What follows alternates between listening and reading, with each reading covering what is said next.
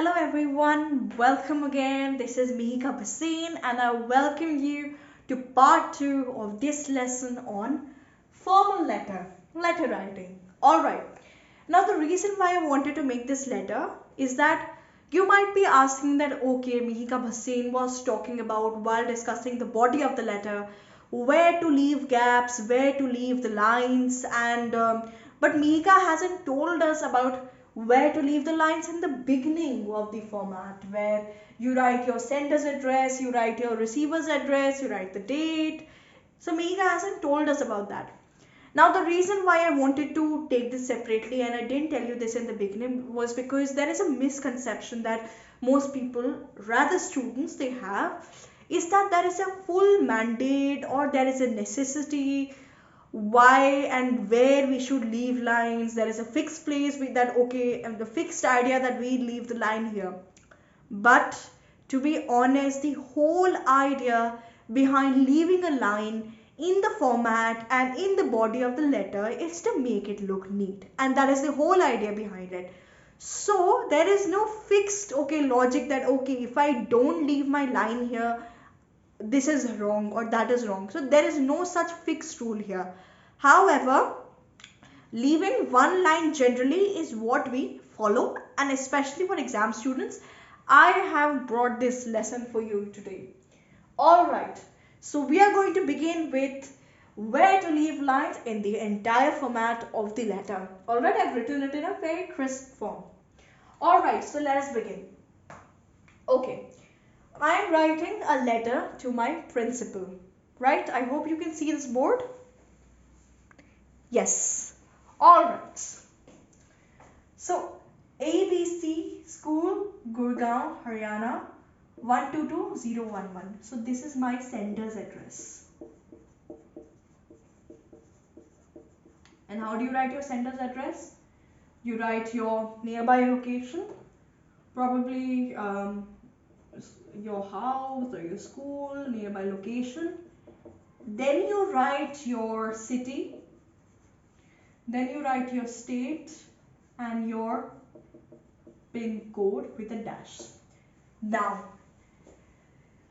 one thing which I want to tell you, when I say leave a line does not mean that within the sender's address you have to leave the line. For example, you will not leave a line ABC school, leave a line and then write Gurgaon. No. After ABC school, in the next line you write Gurgaon, in the next line you write Haryana and then dash and your PIN code. And after that, where I have written these lines, so these lines denote that you have to leave one line. So after writing the full sender's address, then you leave a line. Alright, you don't leave a line within the sentences of the sender's address. Alright, you leave a line, you write the date. December 21, 2021.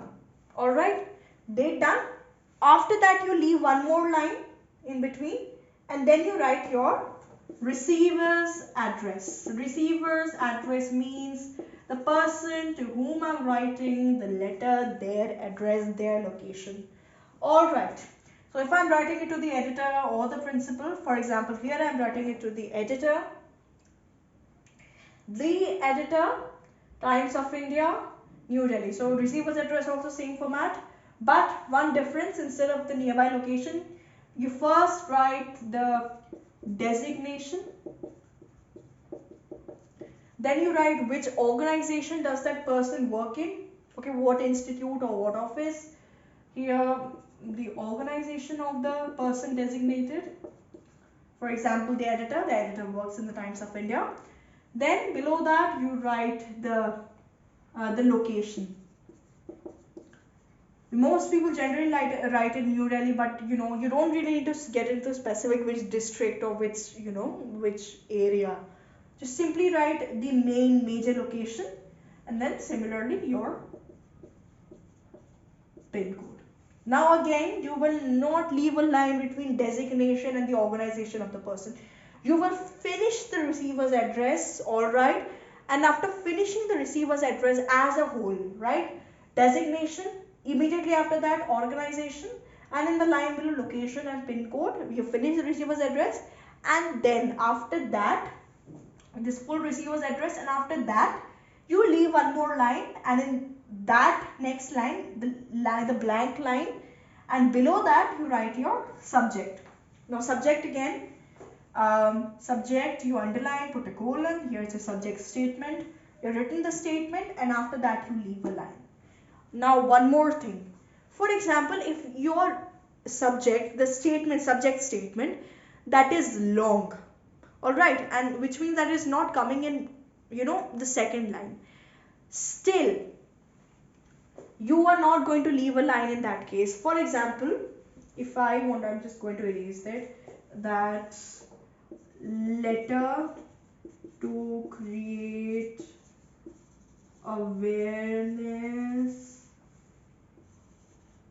Okay, letter to create awareness. If I want to write about cleanliness in our society, now I told you earlier that you have to leave a line after subject, but because about letter to create awareness about cleanliness in our society, so this statement, the remaining sentence about cleanliness in our society, so you're not going to leave a line for this, because when I say that you have to leave a line after the subject statement or the subject, means that you have to finish the subject, and whenever the point where your subject is done, after that you have to leave a line and then continue, which means to create awareness, immediately below this I write about cleanliness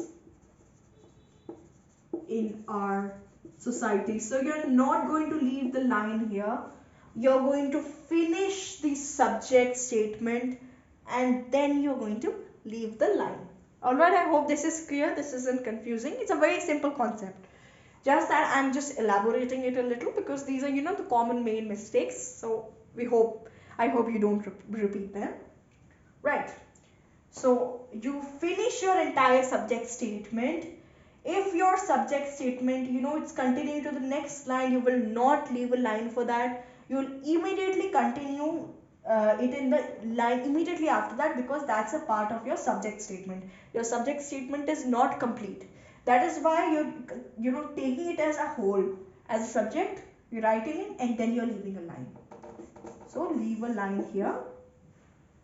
Then you write your salutation. Sir, ma'am. After that, you leave a line, right after writing sir, ma'am. Then begins your first paragraph. So you write, for example, your first paragraph, has three or four sentences. After writing the 3 or 4 sentences, you leave a line. Now, when I say leave a line after the first paragraph, does not mean that you have to leave a line between the sentences of the first paragraph. For example, if I say I am Meeka Bhasin, I am a student of class 11th. So between these two sentences, you don't have to leave a line. You need to finish the first paragraph as a whole. And when I say as a whole, which means you write the entire contents of the first paragraph, and only then you leave a line and then start your second paragraph. Alright, so I'm taking that first paragraph as all the sentences. You write them immediately one after the other without leaving a line. Once you're done with your first paragraph, all the contents, then you leave a line, and then you begin with your second paragraph. Similarly, you finish with your second paragraph without leaving a line in between any of the sentences. You write in continuation, just like you write a normal paragraph or answer in your question answer section. You consider it as a whole. So I'm considering, when I say second paragraph, you finish your second paragraph, which means I'm taking that as one entity, all the sentences as one entity, as a whole. You finish it and then you leave a line. Alright, for example, the second paragraph consists of 10 lines. So you write those 10 lines in a paragraph format in continuation. Then when your 10 lines are done, your second paragraph is done, you leave a line and then you start with your third paragraph. Again, when your third paragraph is done in, for example, 4 lines, alright, you are done with the 4 lines, and then you leave a line. Okay, I've made this indication here. First paragraph line, you leave a line. Second paragraph, you leave a line. Third paragraph, you leave the line. Again repeating. When I'm saying paragraph, I'm taking all those sentences as a whole, as an entity. All right, you finish the contents, all the sentences that come under the purview or the category of first paragraph, second paragraph, third paragraph. You write them together, and only when they are done, you leave a line and start with your next paragraph. All right, coming back. Once you're done with your third paragraph, then you leave a line, and after that you write thanking you. All right, there will be no comma after thanking you. All right, I'm again and again repeating this. So you will not, you will leave a line and then write thanking you. Then you will again leave a line after thanking you. You will write yours obediently. But after yours obediently, you will not leave a line to write your name. Alright? You will only leave a line after thanking you. You leave a line. After that, you write yours obediently. So there will be a gap between thanking you and yours obediently. But when you're writing your name, for example, I've written Mihika Bhasin here, that is going to come immediately after you write yours obediently. Now all these format things, they are going to get clear when I show you an actual sample of the formal letter. So you can, take a screenshot here, right? And I'll be back in a minute with the sample letter and actual formal letter.